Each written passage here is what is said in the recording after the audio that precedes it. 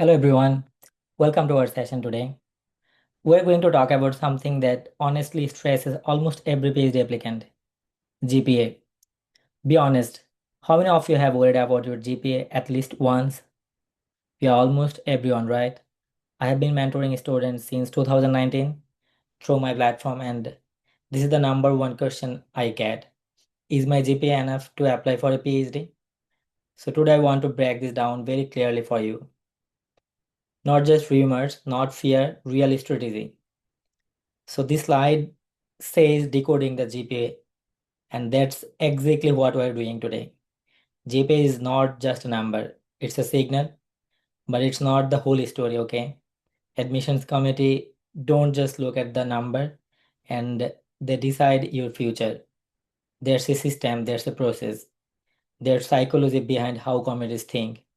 So by the end of the sessions today, I want you to stop panicking about your GPA and start thinking strategically. Does this sound good? Let's decode this together. So let me start with something very important. GPA is a filter, not the final decision. So that's really huge, right? Many students think GPA is everything, but it's not. Now look at this. 3.5 or higher is considered safe. So let me ask, how many of you are above 3.5 today? Good. You are in a strong zone. How many are below? Don't panic. We'll talk about strategy.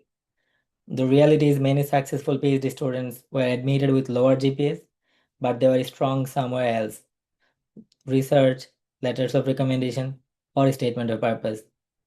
Admission decisions are like four pillars: GPA, research, letter of recommendations, and personal statement. So if one pillar is weaker, others must be stronger. That's how you balance. So ask yourself right now, which pillar is your strongest and which one needs work?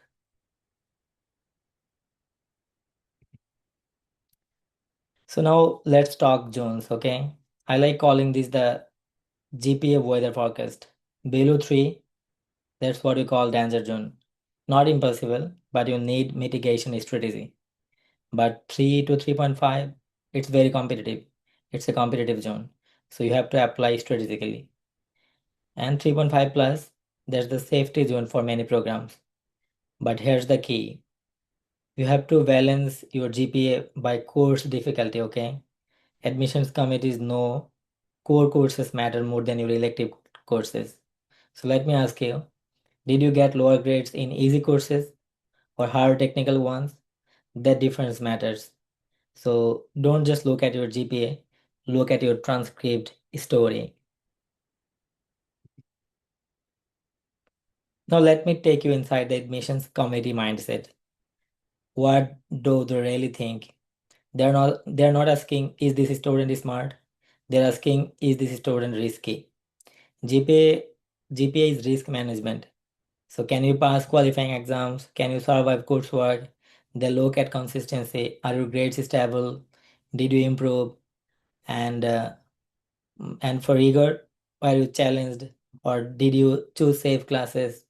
So let me ask, did you take difficult courses even if it risks your GPA? Sometimes that shows courage and preparation. And committee respects this rigor, okay? Now here's the data. Students above 3.5 complete at about 61%.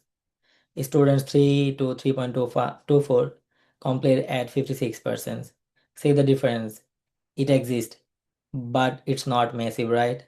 Nearly half of lower GPA students still succeed, still finish their graduation, still finish their PhD. That means GPA is correlated, but not your destiny. So if your GPA is not perfect, you still have a realistic path, and that door is not closed. It just means your application must be stronger elsewhere. Does this reduce your stress a little bit now? So this is my favorite slide. Admissions is holistic. GPA is baseline. Research is evidence. And letters are validation. Personal statement is narrative. So let me ask, which of these are you investing most time in? Only GPA? I think that's a mistake. Committees increasingly value your research output, your publications, your conference presentations, and your statement of purpose matters a lot. Your professors' letters of recommendation also matters. So stop thinking GPA alone that defines you. I think now this is very critical. Your cumulative GPA versus your major GPA. Admissions officers zoom in, okay? They care about relevant courses. If your overall GPA is 3.2, but your major GPA is 3.8, that's very powerful. They can care quantum mechanics, not into pottery. So ask yourself, how strong are you in your discipline? If your major GPA is very good than your elective courses, it means your major GPA can offset your cumulative GPA. And in STEM, GPA expectations are usually higher, 3.5 to 3.7 plus. But in humanities, 3.3 to 3.5 can be very competitive. Why? That's a good question, right? Because STEM coursework is quantitative and predictive. Humanities places more weight on writing samples and intellectual depth. So know your field norms. Don't compare physics GPA expectations with sociology. So what does top tier school expect? That's a good question. Top tier schools often operate above 3.7. But here's the key. Like it's not official but it's unwritten, okay? The exception, your stellar research, your strong letters of recommendation. If you want to get admitted to MIT level programs, so you have to have a strong research and your research must be extraordinary. So ask yourself, are you targeting realistic programs?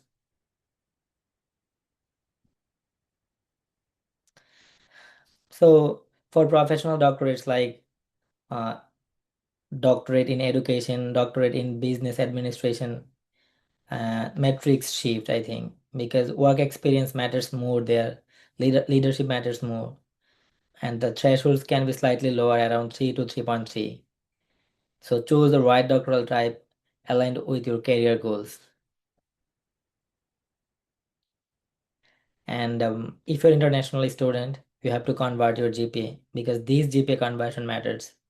Because UK first class often equals 4 US equivalent, and so you have to always check official conversion tools. You just don't assume, okay? You have to verify it. You see, like this slide is very powerful. A master GPA can reset your profile. So if your undergrad GPA was very low, a 3.5 plus CGPA or GPA in master's coursework shows maturity, shows your readiness.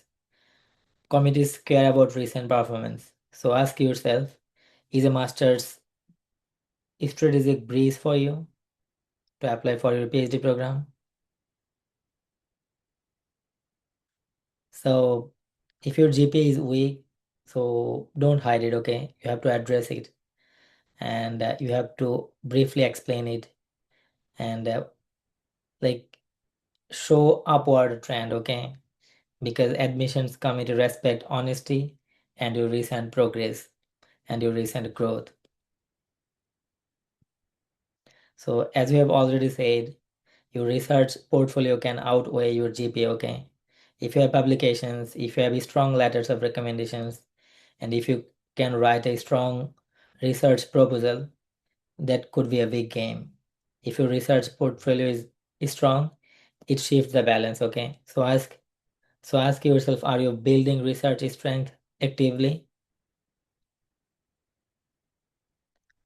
So the final strategy, I think you have to be very strategic. You cannot apply it to top schools emotionally, okay? You have to apply broadly. You have to look for conditional admissions. You have to contact supervisors directly. And if you can get a kind of a good response from a faculty, it can override your GPA numbers, okay? So let me end with this, okay? GPA is data, not destiny. Low GPA makes it harder, but achievable, okay? So you have to focus on your research potential. You have to get some strong letters of recommendation.